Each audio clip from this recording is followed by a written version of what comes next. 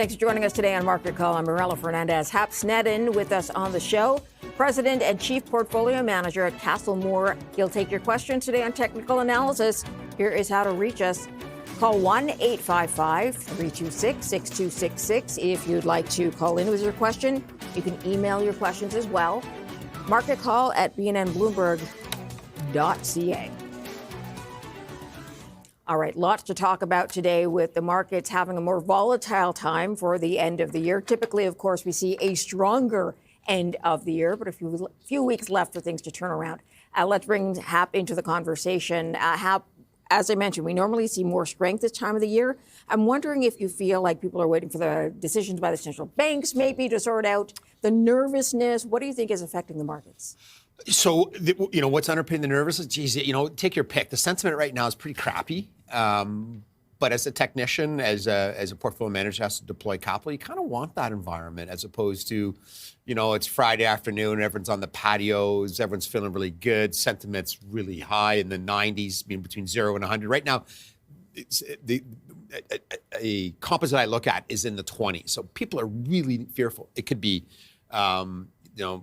the tariff. I think everyone's waiting on the Supreme Court in the U.S. So the tariff is are they going to be repealed? Some say though once that happens, it's going to be good. What we're looking at right now is you always get a bit of a pause between the rally starting in sort of December and the one that just sort of usually precedes the October dip. You get a run up, and then you get a pause right about now between it resuming. So when you look at the structure of the market, it's actually pretty good. With the sentiment being really negative, that's sort of supportive because it's a contraindicator that you're eventually going to flush out all the weak hands. And corporate earnings are not too bad. So the kind of the backdrop there between things, and we see a good market there today, is actually quite good for us going forward. So when you have sentiment this negative, it's usually a good time to start putting some chips in. Okay, I also wanted to ask you where you are still seeing strength. In what sectors are we still seeing some strength at the end of the year? Well, the big ones for sure right now are technology. I think we saw that off the last bit leading into the show. Energy starting to look really interesting. Small caps are looking quite good. Biotech. Financials also look good. there's a few spots that just don't look good right now, but there's enough that is looking quite good. And then we've got the international markets sort of starting to sort of perk up a little bit. Not that we can kind of run away, and we'll talk about one of my top picks later on, but we can't run away. The world can't run away without the U.S. As far as, the globe goes ahead, but the U.S. doesn't. It doesn't sort of work that way when it's 65% of the market. But you like international markets? Well, they're looking quite interesting, particularly emerging markets, or, can we still call them emerging markets, or developing, non-North American, European markets, let's say. They're actually looking quite interesting and quite supportive of investing today. Okay, let's take a quick break. We'll line up the first phone calls and the first emails for Hap Sneddon for technical analysis. Here again is how to reach us. We're back in a moment.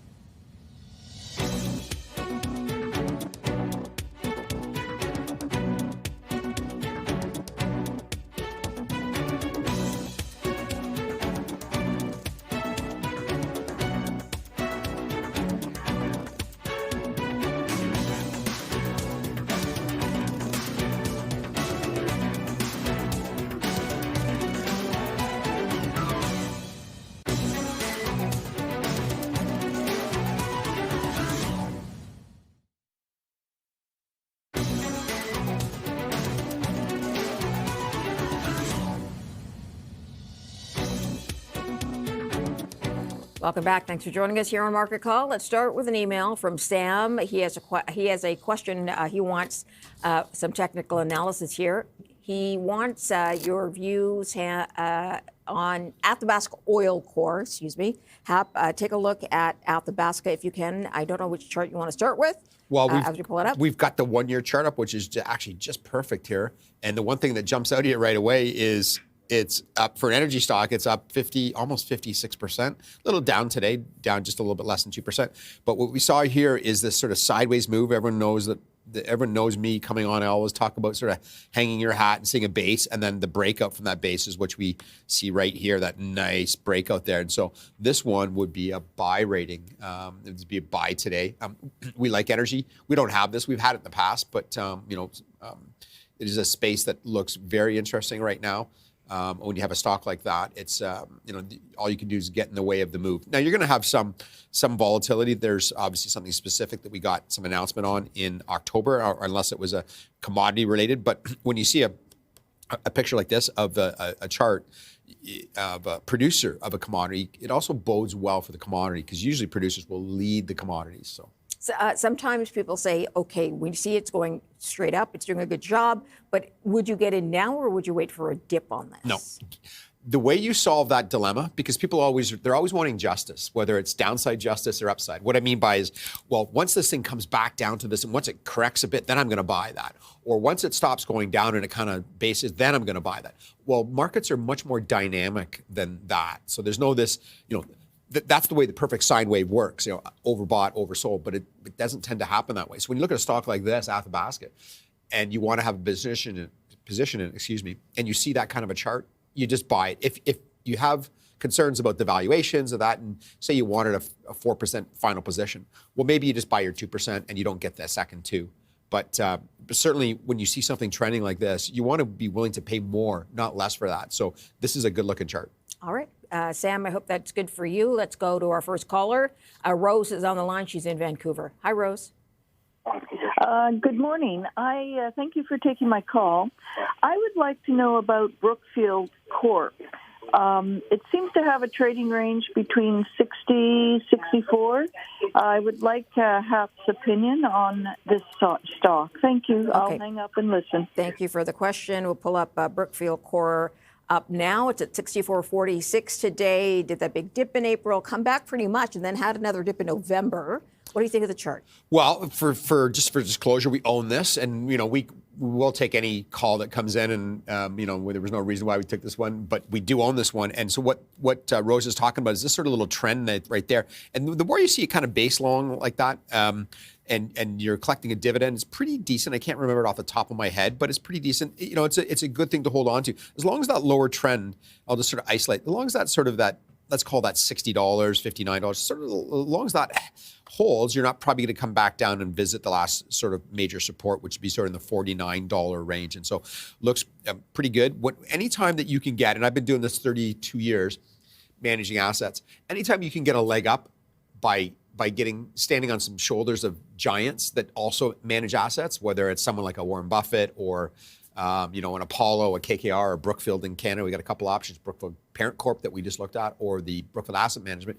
Why not take that, get that help by other asset managers and see what their eyes see in this world. And so this is a stock that if you don't have it, it would be a decent core holding and one that you're probably most likely not going to sell for, a long time. How long have you held it roughly? Do you remember? I think we've had it around 3 years, something like that, and I think that was too late. That you look at a stock like this and how they manage assets and you say, geez, we should own this one 10 years ago. Now you can always sell off bits of it. Now you always have to sort of prune a position. But once you kind of get in there and you had it for a long time and those gains start to amass and you're getting a dividend, well, you surely can hold something like that for a long, long time and should. All right, let's go to our next caller then. Ray on the line. He's in Pickering, Ontario. Hi, Ray. Yeah, hi, hello. Good day to you both. I've been holding on to my Novo Nordisk shares for this downward trend that it's been having since around May, and I was just wondering if your guest could look at the chart and tell me if there's any potential for this going in the other direction, upwards. Okay, good question. And this is one of the sectors it feels like has started to come around a little bit. Novo Nordisk, but there's a lot of competition, right, in the certain space with the weight loss drugs and that kind of thing. When you look at the chart, what do you see? Well, the first thing that jumps out is I see a downtrend. I don't think the caller would disagree with that. You see the downtrend. That's what he's trying to figure out. What does this mean? Another way you could draw it is you could draw kind of the middle of it. So you're going to have, something above the downtrend, something below the downtrend, above and below. But that's sort of a median line I've drawn there. But what we can look at, and my interest in biotech or healthcare in general right now, it doesn't look fantastic against the benchmarks. You take your sector and you benchmark it against it and say, how does that look? As you pointed out, it's sort of, they're trying to change, and there's some better ones in this space than others, and this one is trying to get going. So what I would have to do is you have to kind of hold your hat on this line right there. See, it touched it in November a couple times. We touched that in early August. Is that just above 40, right? Yeah, let's call that $42, $43. So we're, a bit above that. But if that broke, then what I would say was this resumption is going to continue, right? And so when you're looking at trying to position yourself in a new sector, I think this is going to take, after it's been beaten up, the whole sector hasn't been that great for, let's call it 2 years. You want to try to look for the ones that are starting to lead early and wait for a laggard like this one to sort of, test that low level. You could get a great deal at that 42, 43, but it could also be going a bit lower. And so you don't tend to see a uniformity in a sector that's sort of coming back into vogue. It doesn't tend to happen uniformly. If you like the sector, then go buy an ETF that kind of baskets them all together. Otherwise, you got to sort of pay attention to front runners. And this is not one, but doesn't mean I would get rid of Novo until you sort of see it hold and probe and then make a higher low. And that's what you always want to see. So it makes a low, and then each time it comes down, it makes a little bit of a higher low. And that's what you have to see here before I would want to step in. All right. I hope that works for Ray. Let's move on to Joseph in Montreal with a question. Hi, Joseph. Hi, thanks for taking my call. Hap, I want to hear what you have to say about Pfizer. This looks really good by many measures, both daily and weekly measures. This hasn't had the same fire under its belly as some of the other stocks in the healthcare sector. My only concern is that Pfizer hasn't really risen like the rest of the market. That the healthcare sector has done very well in the last few months.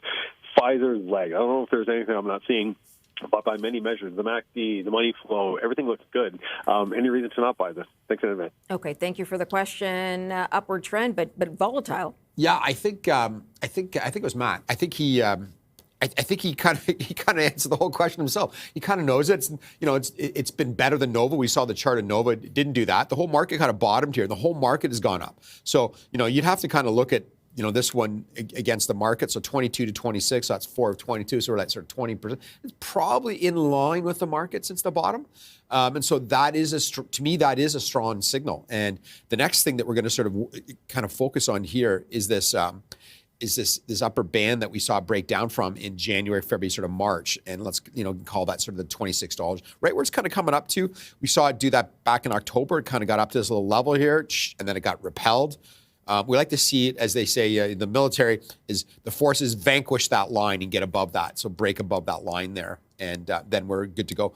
This is a stock pays a decent dividend. They got a good pipeline. We own this one as well. What we did for what we're kind of talking about for Novo Nordisk, for Pfizer, is we picked up Merck because it was one of those ones that kind of been really beaten up, but it started to show those higher lows. And so you can do that with one like Pfizer, though, Matt. I would suggest that you just sort of be patient.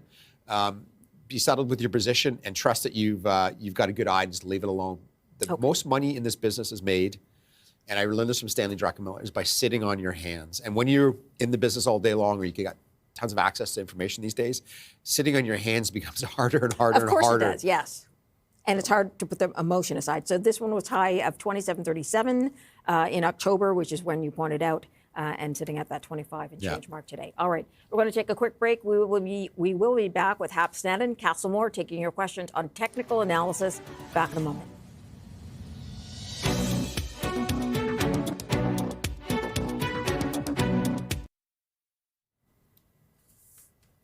Welcome back. Thanks for joining us here. We are going to start right now with an email from Cole. He says, I'd love to hear your analysis on Micron Technology. Hap will pull up the chart right now and have a look at where it stands today, which is 250, 236, up 100 and almost 50% on the year. A bit of a dip again. Looks like November to me. When you take a look at that, what do you notice? Well, I noticed, again, we talked about the Army vanquishing a line here. So we're coming up to a line here, and let's call it right where we're at, sort of 250. You want to see it break and get higher over those lines. What it does do is it brings in new buyers. All these buyers right here, when the stock was down at, let's call it 190, are like, oh, I should have sold. And so as they kind of get back, they're like, oh, okay, I'm gonna get out now. And then but that's emotional, as you talked to earlier. The market doesn't care about when you bought it or your levels. It's going to do what it's going to do. But you have to sort of flesh out these weak hands and get that higher. You also see, for some of those people that are a bit of latent, you see a sort of inverse head and shoulder here, latent technicians. And so you see a little inverted head and shoulders. And the way you sort of forecast that, some people will take a price projection. I tend not to do it. I tend to use my technical analysis, just more of a are we going up or down? But they would take the bottom of this line up to that line and project the same level higher. So that was sort of projected $300 off of this move. But one thing we do see, we had a base down here and then that breakout again. So anytime you see a stock doing this and you're not sure about it, buy half of what you want in this and just wait for it. Just like when the mail used to get picked up by the trains, you'd put the mail bag out and it'd come one day, the train's going to come by and take your stock up higher. And so Micron certainly looks pretty good. The sector is the number one sector on my some charting here, or a table you guys can't see out in the viewer land there, but it's the number one sector. Will it continue? Everyone's wondering about the AI. There's circular sales, what they used to call back in the 90s, vendor financing. Sure. And I think that's overdone a bit. When you have bubbles, you usually can't call them. It's sort of, you look back, right? Subprime. Oh, right, it was subprime. But you don't know that when the market's 30%. Everyone sort of looks around. So AI is pretty obvious, the overbuild that people believe. I don't think that we're seeing that. I don't think we'll see that with chips. We've got a shortage of them still. Another quick question for you. You mentioned when it's going sort of sideways, but it's a little bit volatile up and down in a range. Is there a certain range that you look at? As soon as you see it kind of go on that base, you know that it's being accumulated by the big buyers. Okay. And you just have to be patient. When you looking out, when the callers are looking out or investors looking out for ideas, and you see that formation, you are onto something. Now, it could break below that for sure. You could get something sort of at the top level. That can be a distribution sometimes where it goes sideways and all these new hands come in. They're the ones left when it comes down. But when it's at a low level trying to push higher, that's one of the best things that I look for in this business to make me look brilliant. But often you're just going to buy something that's going to take you time to be rewarded. And you can see tons of charts go out there, and you can look at tons of those examples out there. All right, let's go to the phone line. Claude on the line. He's in Winnipeg today. Heck, Claude. Hi there. I'm just wondering, what do you think about Shopify, and what do you think it's going to? Like, it had a great Black Friday, but it hasn't made any advances. It's been falling since then. You never moved up. I'm just wondering what's the problem. Okay, thank you for the question. Shopify did have a good sort of Thanksgiving, Cyber Monday kind of period in there. And as you saw it circled there, it's up 33% That's on not the too year. bad. Yeah.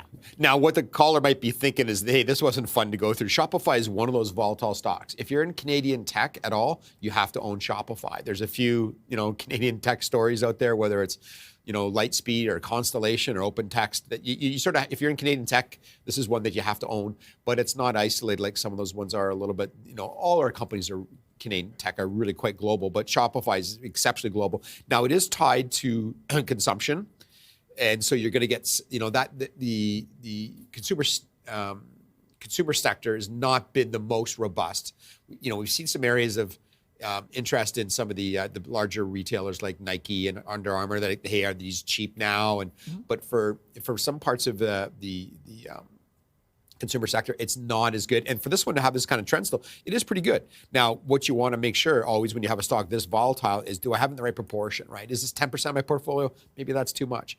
Is this 2 or 3%? And I believe in this company long-term. If that's your story, and that's how we own this, we own Shopify, that we've got it in the right weighting, that we can deal with this volatility here because we see, and if we had a longer-term chart, we would see that we're close to new highs, right? So we're looking at a 1-year snapshot, right? If we can get a 3-year look, then we would see, or 5-year look, then we'd sort of look at all this price action in context of that long-term hold, which Shopify should be if you're a Canadian investor. There we go. We just broke out to a new high there. So that's pretty positive. It could still come down a fair bit.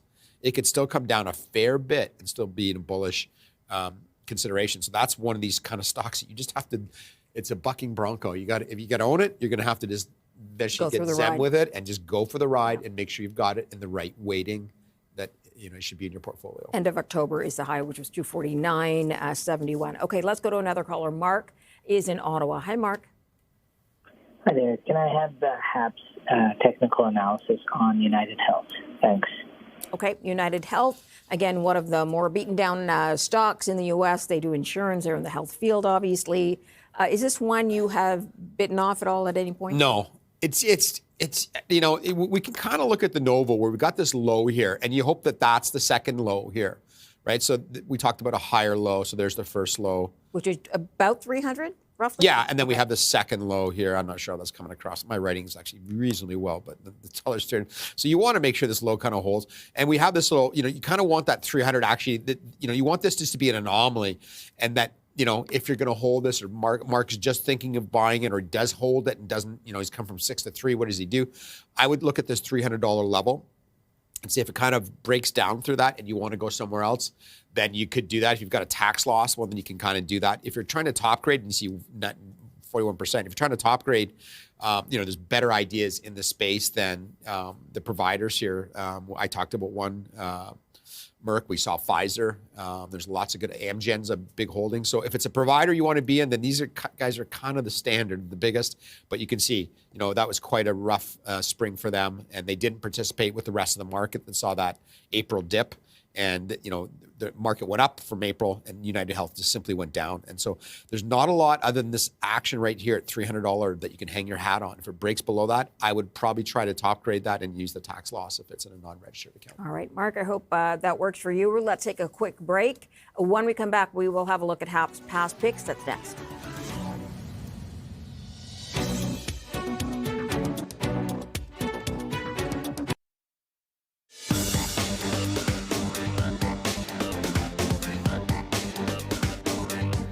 Welcome back. Time to have a look at Hap's past picks from May 29th of 2024. At the time, Schneider Electric was a choice, so SBGSY,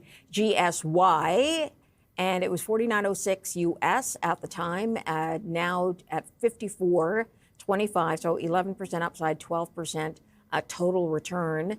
Do you still have Schneider? No, we didn't. This was not one that we didn't like for any specific reason of the company. They're sort of up and down power providers. You see them in the commercial world. You see their trucks out there, but they're a France-based company, but they have a lot to do with AI now and generating the power and power management and systems all around power.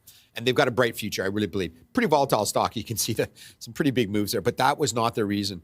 We just top graded. Sometimes you're looking at a great idea and you're like, okay, I've got no money. Okay, you know what, this is done okay, and we did well, and I think we were up like 15% or 16%, but you want to top grade. And so you're replacing an idea with a better idea. And, you have to you try to marry off what I said earlier about sitting on your hands on great ideas and saying, you know what, I believe this is a better choice for this capital. And that was the case of Schneider. If we didn't top grade, we'd probably still own it. You can see the chart is decent. It came out of this base down here. I'm drawing lots of lines. A base there is at $50. We want to kind of see that sort of stay north of that $50, but still a top quality company that fits well with where the world's going these days. All right, let's get to your next past pick. Costco. COST on the NASDAQ at $806.52 US, again, May of last year. Now to $885.72, so 10% upside here, a total return of 11%. There, Costco, a well-known brand, and people seem to enjoy that model of buying, right? The membership gets you in the door, and then you buy as much as you want at deeper discounts.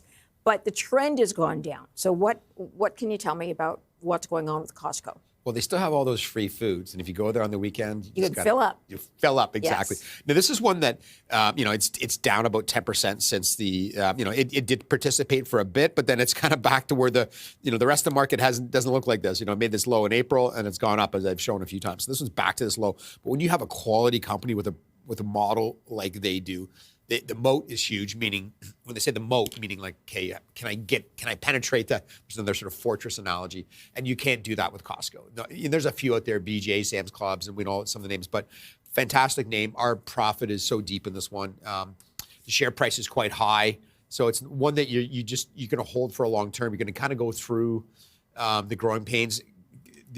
This is a sector that's not been a great place to be. So if, this might be a place to sort of look in. Holds that $900 or that range, then, as I drew earlier, it holds in there and holds this sort of March low, probably a good place to be. If we look at it a little bit longer, we'll see we'll see this longer term trend that we're talking about, and how Costco's been fantastic for there we go, fantastic, right? So this little bit here, yeah, we got a little trend break there. Could this go down into the mid 8s for sure, or 750? Yeah, it could, but that would not be a reason why we'd sell this. And again, there's that sort of base we talked about earlier, Marilla, and then the little base area, then away we go. And so we want to see that come back up into this thing, and then sort of do the same thing, head higher. But this is a name we still have. We still buy this one today as new clients come on. And pretty good 5-year number, 134%. All right, let's get to your next past pick from May of last year, Chemtrade Logistics, CHE.UN TSX, 916 when you recommended it, now up to 1405. So 53% upside, total return 65%. Chemtrade, remind us what they do, first of all. They produce chemicals, the biggest one of which serves the water filtration industry right across North America. So all the chemicals that go into keeping our water clean and healthy and safe and all that, they do. That's one of they have two sort of business. One's kind of commercial, and then one sort of this industrial or utility, rather, a utility component. We bought this one quite cheap. It was, we sort of grew into it. We identified a stock that was in a trading range. When you see a high dividend, which it was when we picked it up, that's sometimes a cue to you, right? Oh, this pays 15% dividend. Well, you might be in for something that's going to hit you in the face in 6 months if you've done your homework. And so when you see a high dividend, that's usually a warning sign. Is it going to be cut? Now, this one wasn't a super high dividend. We saw over the last few years where you had some super high dividends that, yes, eventually they do make an announcement that was sort of baked in that you just didn't quite pick up on, or others did.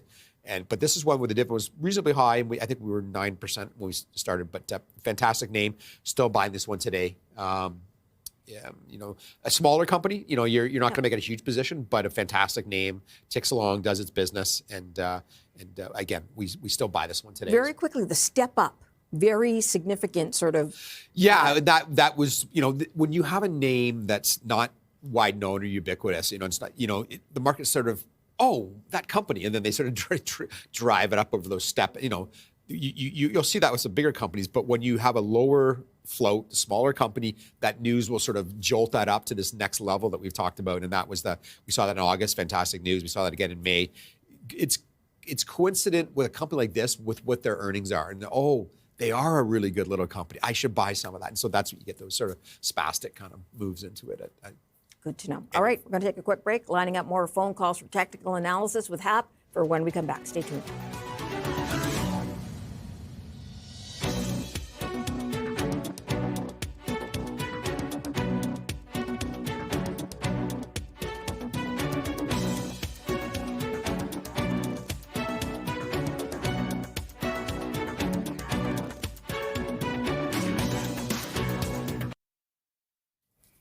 Welcome back. Let's go back to the phone lines. Jay's on the line from Sault Ste. Marie. He's got a question today for Hap. Hi, Jay. Yeah, what's your outlook for wealth technology, health technology? It keeps beating earnings, but it doesn't seem to do anything. It looked like it was going to take off there for a while, but it keeps coming back down. I'll hang up and listen to your analyst. Thank you. Thank you for the question. Health, we have it up now. It's at $4.05. And it's down 37, almost 38% on the 1 year chart here. What do you read into what you see? Well, for disclosure purposes, and again, I never take calls based on that, but we used to own this one, got rid of it. It just frustrated the crap out of us. So I think the caller kind of, it's a great little theme.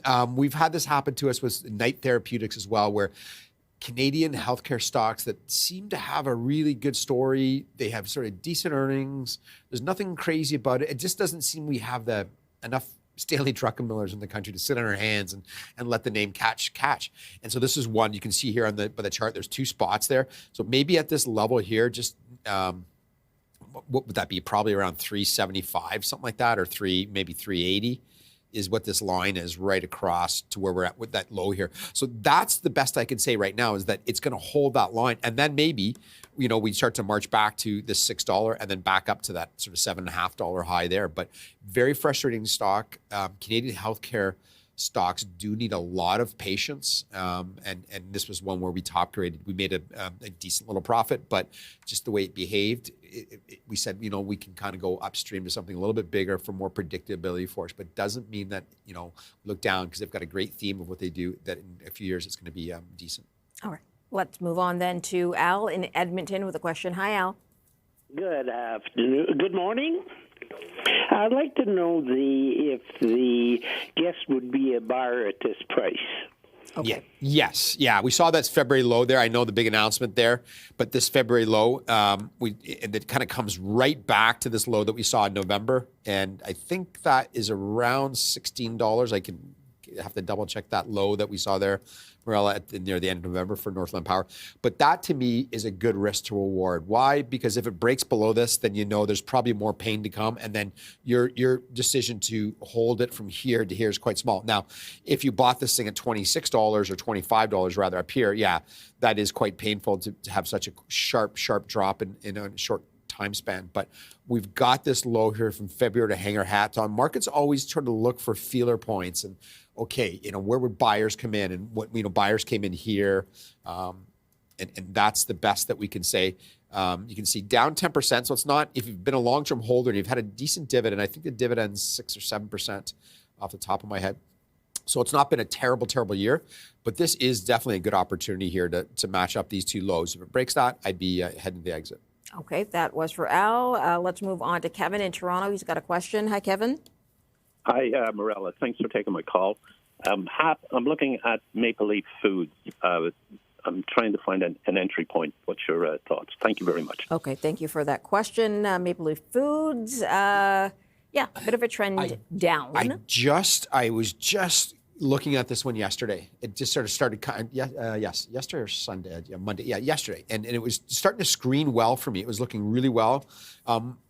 Today's a technical show, but that's sort of a lot of viewers might look at that, but we married the three disciplines together. So the technicals, the fundamentals, the story, the company, the balance sheet, the product, all that kind of stuff. And then the seasonals. How do stocks behave different times of the year, commodities, different times of years. And this was one. It's not in the best sector. One of our biggest positions in single portfolios is Loblaw. So we sort of like the space. Now these guys are, they produce stuff that Loblaw sells. So not quite exactly, but this little nascent trend there caught my eye. It kind of goes back here to this trend. So if you kind of wiped out this whole section here, it's okay, well, it's still on a long trend. If you bought this last January, woke up and today, I'm doing okay. I'm up 16%, right? But this little comeuppance here was, I think, overdone. And so I'm not done my analysis yet, but this is a name in the Canadian equity portfolio that I'm really interested in picking up. I've got to do a bit more work on the fundamentals to understand what the market hasn't liked, what everyone thinks today, because that, you can have your own work and come your own analysis, but you could be early or late. So you have to kind of say, okay, what do I think? And what does the market think of what I think, or that kind of stuff. Sure. So you could have a good idea that just might be a bit early, but this one to me is quite interesting. And so that's the best I can say about it, is it looks interesting. We may, if I come back in a month, we may miss maybe a new position and maybe a new top pick. Loblaw's more of a defensive holding for you? Yes, and it's sort of compressing. Like, we've had that for quite a long time, and so you don't hold it. There we go, Loblaw's. But it's it's just kind of it's actually I should say it's been decent. It's just kind of gone nowhere for a few months when the market kind of rallied, and I said we saw that April low, and we are a bit higher from April, but it's starting to compress now a little bit with would you put brand new money to work here? So, because we run models, clients have to buy this as they come in the door. But is it a new idea to initiate? For us, there's some different places in the space, and we just talked about one Maple Leaf Food than Loblaw's itself. Okay, let's get to Levi. He's calling from Alberta today. Hi, Levi. Hi, and good morning. I've accumulated a fairly large position in silver bullion. And I'm just wondering if Hap could have a look at the silver price and give us some ideas where that might go in the near future. Thank you. Okay, thank you for the question. Here is the futures, 60.74, where we are today. What do you think about? I mean, let's throw gold in there. If we had a big year for gold, silver is followed. I'd rather do gold. You'd rather do gold. Silver's called the widowmaker for a reason. There's a couple widowmakers. Because it's such, you can see it's such a volatile, and we're at $36 here, and here we had $60 since April, right? That's a big move. I mean, up almost 100% a year. That's silver does that, and silver has commercial applications. We know that's the biggest use. Some jewelry, but it's mostly commercial and aerospace and these other sort of technology application. AI, big user, all the AI stuff we're seeing, chips and all that. But the best I can say is the trend is up. What I can also say, when you said you had a big position, Levi, in silver, is that if you're making a big bet on it, you probably have better handle on silver than I would. But silver to me is something you do hold in a certain position. We have a bit of Bitcoin in portfolios. We hold it in a certain level. We've sold Bitcoin many times over the last year and a bit. I would be doing the same thing with silver. Silver seasonally comes into strength right now, as does gold.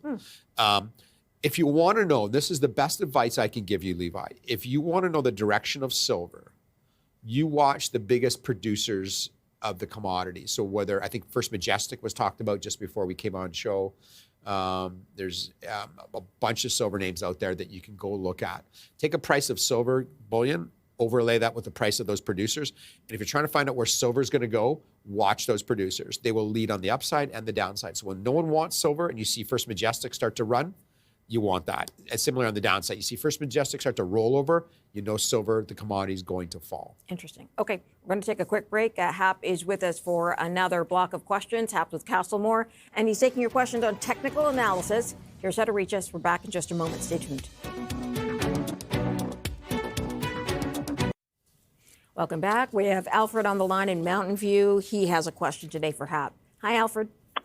Yeah, hi there. Your take on Berkshire Hathaway, please. Thank you. Okay, thank you for the question. Berkshire Hathaway, people are worried about, of course, Mr. Buffett leaving at the end of this year, retiring.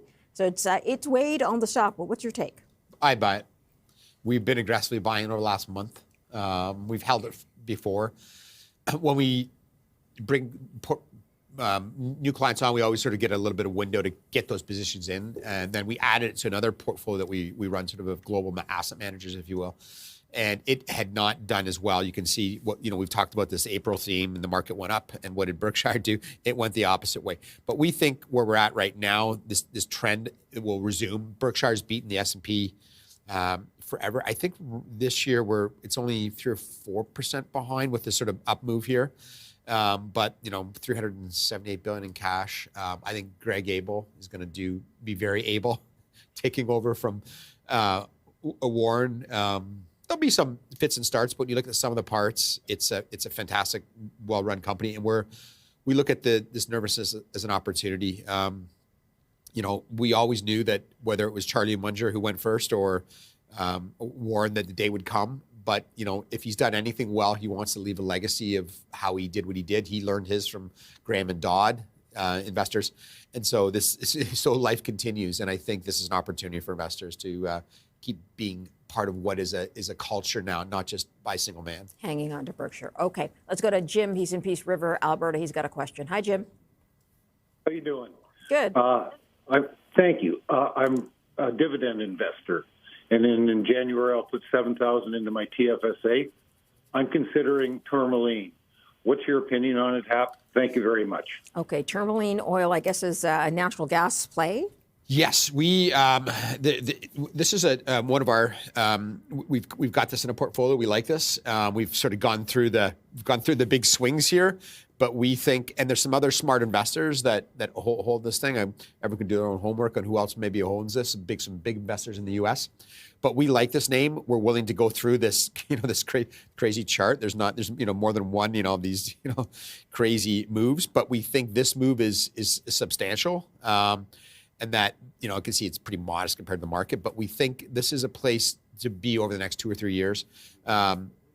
We like Tourmaline. There's a bunch of other names you could look at. One of them is, we've got a top pick later that will be sort of in the space. It's a gentle way to kind of get in there. But Paramount would be another one to look at. But Tourmaline, we like it. And again, not a reason why I took the call. Just someone came up and said, yeah, sure. We know this one. We know it well. Great value, high quality company. There you can go see the longer term sort of held in there. And now we've got this uptrend. And so as long as it's sort of, this is actually Enbridge here. We've already moved on to the next one here. Okay. But it looks pretty good. All right, let's get to Enbridge. The caller on the line is William with a question. Hi, William. Good afternoon. Thank you for your past suggestions. I'm thinking of buying Enbridge as a dividend stock. Yep, do it. opinion on that, and should I put a stop loss on it? No. Okay. If you really wanted to trade it, you could worry about this. You could worry about this line right there at sort of $64. But then it's probably going to, probably fall to like $58. So, if you're holding Enbridge for a trade, I don't think this is ever going to kind of make you happy. But this is one where you buy and you sit in your hands. Now, because it is linked to commodities, and it's a flow through thing, but it still gets affected by it. When it's quite high, you want to do some pruning.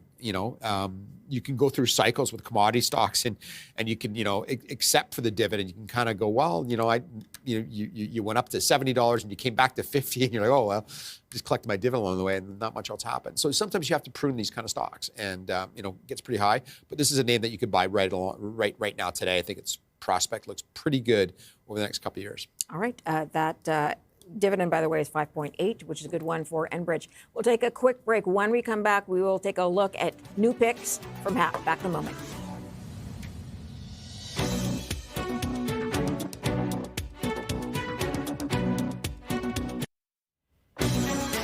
Join us tomorrow on Market Caller. Nuttall will be on the show. He's partner and senior portfolio manager at 9 Point Partners. He'll take your questions on energy stocks.